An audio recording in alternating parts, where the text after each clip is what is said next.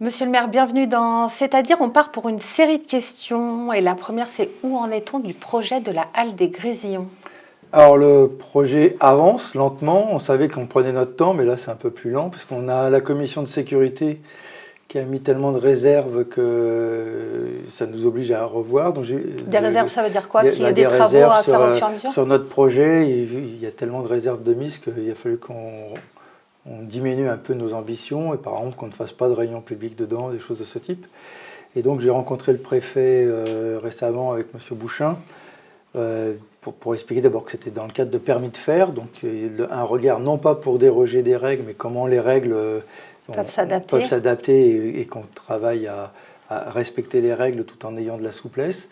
Donc là, je suis assez optimiste, je crois. On a une commission, d'abord on a obtenu le fait qu'il y ait une nouvelle commission de sécurité avant le mois de mai, puisqu'il y a les JO, si on ne les avait pas avant le mois de mai, on était parti pour 6 mois. Donc là, il y a un engagement du préfet de nous aider de ce point de vue. Nous, on respecte les préconisations de la commission de sécurité, donc on revient avec un dossier qui respecte ces préconisations. Donc a priori, à partir de la rentrée prochaine, on va pouvoir enfin commencer les travaux, si la commission de sécurité qui aura lieu dans les prochaines semaines donne son accord. Donne son accord. Et au niveau des écuries Richelieu, cette fois-ci? Alors ça c'est très bien parti, parce que c'est pareil, c'était un peu du temps, mais parce qu'il y a eu la crise de la Covid, il y a des entreprises qui ne répondaient pas. Donc là aujourd'hui, l'appel est lancé, 3 entreprises ont répondu, on rentre en négociation avec plusieurs entreprises pour travailler sur les prix. Et donc, a priori, la rentrée septembre, les travaux devraient commencer. Et la Française des Jeux a bien transmis ses subventions? Oui, on a plus de 80% de subventions sur ce dossier entre la Française des Jeux, la région et d'autres partenaires. Et une ouverture pour quand, à peu près? Alors, ça met au moins 2 ans de travaux, donc dans l'année 2026. Alors c'est tout nouveau, vous proposez des permanences en mars-avril pour s'inscrire sur les listes électorales. Alors pour quelle raison avoir mis ça en place, sachant qu'il est possible de le faire en ligne ou en mairie? D'abord pour attirer l'attention des habitants, que s'ils ont déménagé, ils risquaient de ne pas recevoir leur carte d'électeur ou d'électrice. Et en général, c'est une des raisons de l'abstention, la mauvaise inscription. Donc essayer de travailler la participation. Et puis pour celles et ceux qui ne sont pas inscrits, attirer l'attention pour qu'ils puissent exercer leur liberté. Après, ils votent pour qui ils veulent, ils peuvent même ne pas voter. Mais même le choix de ne pas voter, c'est un choix quand on est inscrit. Si on n'est pas inscrit, on ne vote pas et on laisse faire les autres. Donc là, c'est important. Et puis j'attire leur attention aussi dans une période où l'extrême droite progresse fortement en France et en Europe.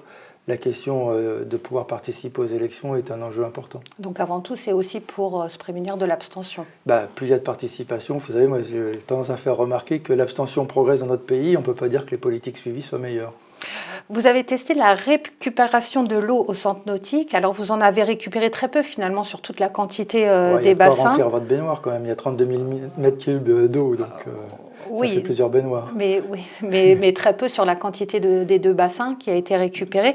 Et est-ce que pour la vidange de septembre, vous prévoyez d'en récupérer plus? Oui, parce que là on a fait un test pour voir si c'était facile, parce qu'il faut reconnecter tous les tuyaux. A priori, oui, et on est parti maintenant pour le faire à chaque vidange. Donc en septembre à la vidange. Elle est utilisée à quoi cette eau? C'est pour nettoyer les rues. Et vous ne prévoyez pas d'arroser les espaces verts, par exemple? Non, c'est plutôt pour nettoyer les rues. Pourquoi c'est le chlore qui...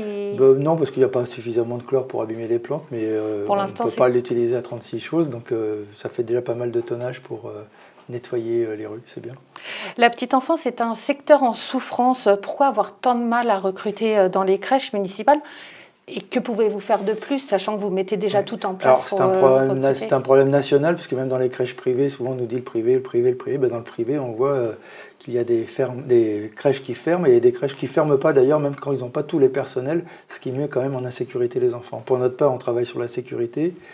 On améliore notre dispositif, puisqu'il y a moins de sections qui ont fermé que l'année dernière, mais on a pris moins d'enfants aussi, pour être adapté au nombre de professionnels que l'on avait.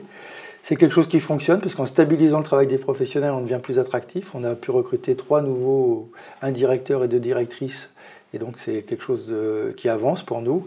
Il nous manque encore 32 professionnels. C'est énorme. Et c'est énorme, oui.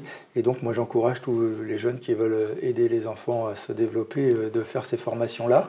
Et puis on travaille à améliorer ce qu'on appelle notre reset, système de primes et de rémunération, pas que pour eux, mais aussi pour eux, pour être attractif dans notre bassin d'emploi. Ça veut dire aussi que vous n'êtes pas à la totalité de votre capacité d'accueil finalement. Non, on n'est pas à la totalité, donc il faut qu'on arrive à embaucher tous ceux qui manquent pour être à la totalité de nos capacités d'accueil. On a même pris des places dans le privé pour compenser. On en a pris 30 à Cap Enfant par exemple. Donc on travaille à être au mieux dans des difficultés extrêmement importantes. Et là aujourd'hui, à la fois sur la qualité pédagogique que l'on développe, les conditions de travail, l'aspect culturel aussi qu'on a en direction des enfants, ça nous permet d'attirer des professionnels qui ont envie aussi de développer des capacités pédagogiques. On arrête là, on se retrouve la semaine prochaine dans C'est-à-dire.